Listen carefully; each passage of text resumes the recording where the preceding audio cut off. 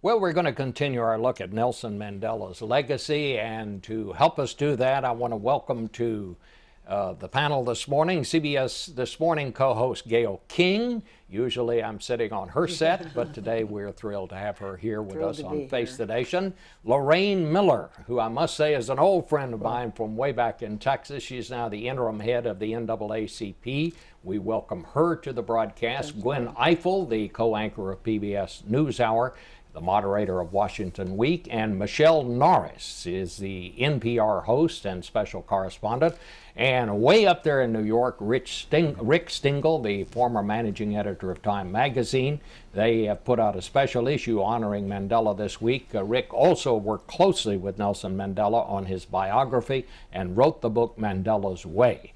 But I want to start with Gayle King. You really came to know Nelson Mandela quite well. I actually did. I have to say that I am forever grateful to Oprah for that. Oprah and Nelson Mandela had deep affection for each other.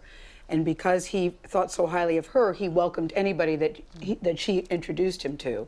So my children and I were invited along with Oprah to lunch at his house. He used to say, Bob, that you have breakfast alone, lunch with your friends, and dinner with your enemies. Because he believed in order to make peace with your enemies, you had to work with your enemies, and then your enemies become your partner. But we had this fabulous lunch at a big table much like this, so much so that my son was sitting here and he said, Mr. Mandela, could you please pass the peas? I don't know if I was more afraid that he asked for peas or that he called him Mr. Mandela. I hadn't had that conversation where you say, don't talk, just sit there very quietly. But, you know, I will never forget his grace. You know, you want to sit in his presence with a pad and a paper because everything he said was magical, everything. Well, and again, you're talking about how nice he was to your children. Over and over, I've heard from people this week saying, he was so nice to the person that worked for me. He was so nice to the maid. He was so nice to somebody, not the big people. No, but I know that he loved children. I remember specifically asking him, what did you miss most in prison?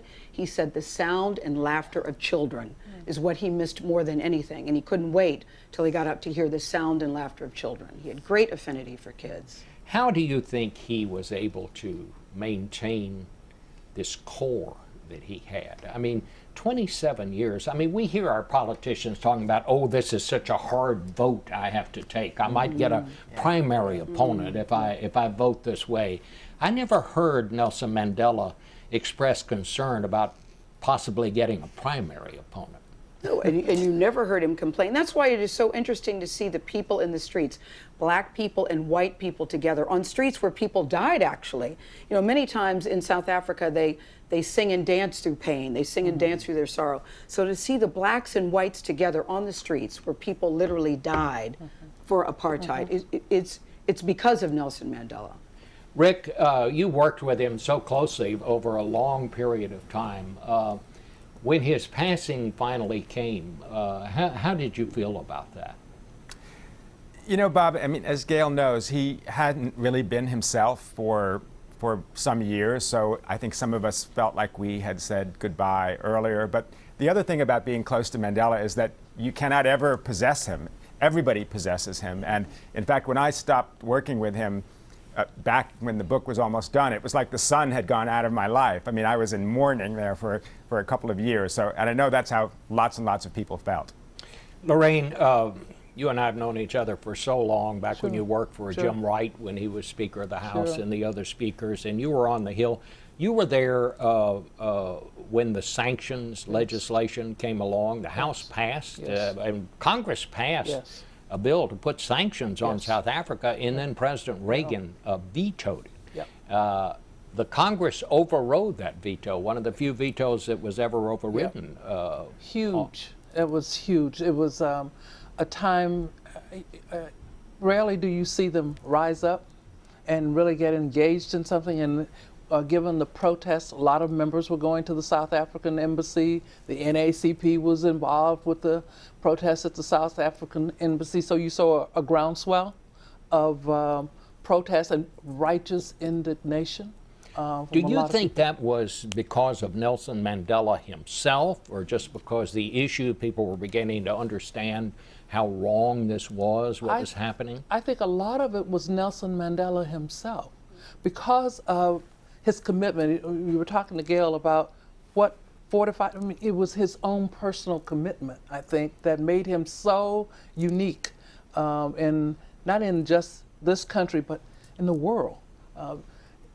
How many people do you think could endure 27 years in prison and coming out with the kind of attitude that President Mandela possessed? It was just unbelievable. And just to say he was in prison is not quite enough. I mean, when you go back, and we've all seen film this week of that prison, Right. what it looked like, Right. and how confining it was, and how he could see Johannesburg Yes.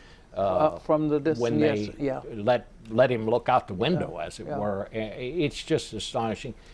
Michele, you went to his inauguration. What must that have been like? It was unbelievable. I was working in television then, and the producer had to keep whispering in my ear, "Stop moving," because everyone was doing the toy, and it was impossible not to start doing it along with them.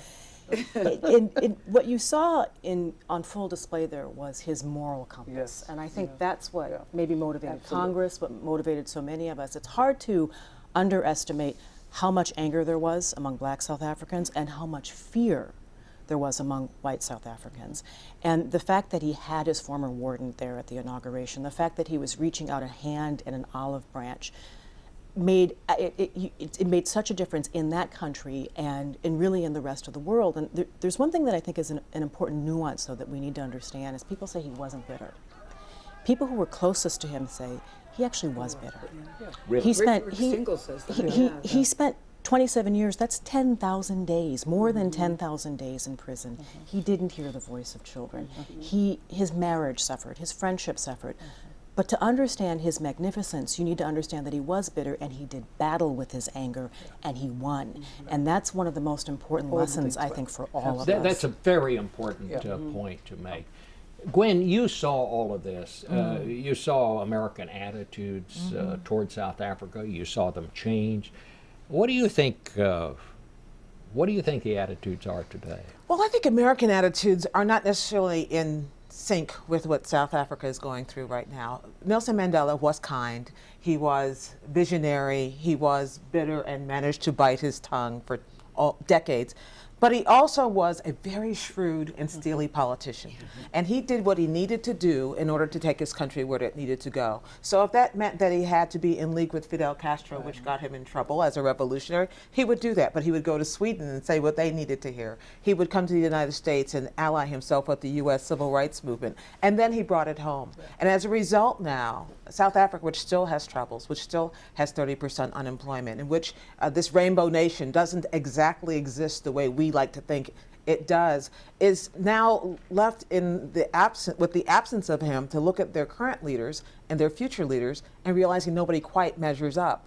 Partly because the goals are different, the ideals are different, the challenges are different. The economy is still struggling, and you will never see the likes of Nelson Mandela again, and maybe neither should we. Perhaps he was a man of his time. The question, I guess, now, especially for all the young people who they call them born frees, who Yes, were born born frees. after he was no longer a president, right. and he was one term as president, Right. which was another smart thing. But Very No, smart. Very smart One of the thing. few African leaders who stepped down willingly. Yeah, exactly. Very few people who were in that position say, you know what, I'm done. I'm going to move on to something Well, else. One of the he few understood leaders. democracy was Yes, fragile. One of the Yeah. few Yeah. leaders. I mean, we Not look just right up Africa, at the yes. Capitol, where they sometimes have You're to right, take Bob, them out yeah. on a gurney Well, when yeah. But he understood. they know He their time understood is the up. long Let me. game. I just want to ask Rick one thing of what Michele was talking about. Did he have an entourage? I mean, so many of our politicians today, they have media coaches and speech writers and all that kind of business. What sort of help did he have? You know, Bob, when I first started working with him, he hadn't been out of prison very long, and he had almost nobody around him. There were many mornings we would do the interviews in the mornings, and I would come over to his house in Houghton, and he would answer the door. Nobody was there. It was early in the morning. We did some interviews in his bedroom, and in fact, I'll never forget that. He was so precise, and all those years in prison, he had a big king-size bed, but he would only sleep on one side of it. So in the morning, one side was perfectly made and the other side was slightly mussed, and then he would make the bed himself. So he did not have a lot of people around him. And in fact, his learning curve when he came out was kind of astonishing, because people say, yes, he was paying attention to the news while he was in prison, but there's so many things from women's rights, from television, that he knew nothing about, and he had to learn so fast and adapt so fast, and it was astonishing to watch. Did he write his own speeches? He didn't really, you know, I know this is a kind of a faux pas to say, he wasn't the world's greatest speaker, as you see. And I always used to say to him, you know, Madiba, throw out your notes and throw out the text and speak from the heart, which of course he did sometimes. But remember, when he came out, he was a loyal member of the ANC, as he said. And part of his virtue as a politician was that he changed and bended. The ANC said the nationalization of the mines. He believed that when he came out of prison, and he changed his mind. But what he always believed and never forgot, and it's a little bit unpopular to say now, is he believed politics was a way of changing people's lives for the better. And he was proud to call himself a politician, and that is what he did. Michele? And as a politician, he also understood a dramatic flourish. I mean, there were moments, then we saw that in 1990 when he did that 8-city tour. I think about when he went to Detroit and he quoted Marvin Gaye. Yes. You know, in front of that audience, and it was brilliant. You know, mother, mother, too many of you are crying. Brother, brother, too many of you are dying. Mother, mother, too many of you are crying. He understood the moment and would veer from script when he wanted to connect. What did he say when in New York? Look, could I just tell a story, Bob? When we were doing Christmas Kindness in South Africa, we'd go to these remote villages. Thousands of kids would be sitting there waiting for their soccer balls in their jersey.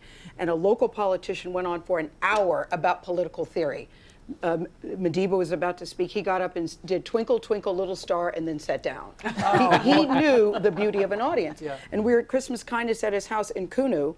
And you know, the crowd, there were not enough toys. The crowd was getting unruly. They were breaking down the fence. His security said, no, Madiba, you can't go. No, Oprah, you can't go. And he said, I am going. I'm going out into the crowd. Oprah said, I'm going out into the crowd. I'm thinking, I don't want to be that guy. I'm going out into the crowd too. But it was a very frightening situation. He had such faith and such trust in humankind. What did he mean to you, Lorraine? Well, a man of humility. Yes. The one time, I met him twice, but the first time was a part of a congressional delegation. He'd been released from prison about 23 days, and we took a big group down. He came in the room, and he was just so humble. Yeah. He reminded me of my grandfather. They had an uncanny resemblance, and I told him that, and I said, you know, Mr. Mandela, I showed him a picture of my grandfather, and he says, we're all brothers. And my grandfather had passed away by then, but it was just his constant humility. And I think one of the things that I look at the nexus of the NAACP and our struggle in civil rights in this country, and the struggle that was continuing in going on in South Africa. There's a nexus there that really made us as brothers, and we had such an affinity with him. So he means a lot to me.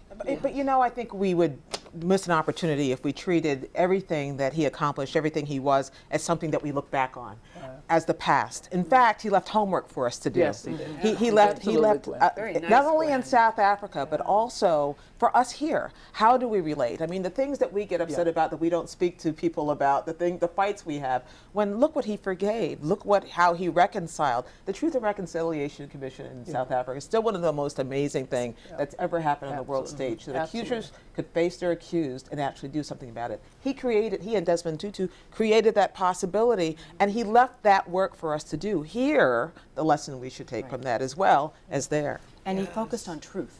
We focus a lot on reconciliation, but part of that was looking back at a difficult history and telling the truth about that history. We have a hard time doing that in this country. Yeah, even today. I like Dr. Angelou's point at the beginning, that he taught us all about the power and the importance of forgiveness. I mean, and you look at your own day-to-day lives about things that you're sort of gnashing your teeth to powder about. If he could do that, imagine how much better the world would be if we could just take that one little lesson, the power and importance of forgiveness. I had a friend say the other night that he was trying to explain to his son why he shouldn't be fighting with his sister, and said, listen, if Nelson Mandela can get over this, perhaps you can. You know, and we still have so much to do. I was down last night at the mall for the fast for families, which is unbelievable with immigration. And the same thing that we're going to have to do for voting rights. he left us so much work and gave us a roadmap to do it. We're going to have to leave it there. Thank you all so much. This is quite a Thank table you, you Bob. have here, I Bob tell you, Schieffer, I this- have to say. This was really something. Thank you Thank all. you. And Thank thank you, you. Rick, up there in New York. We'll be back in a minute.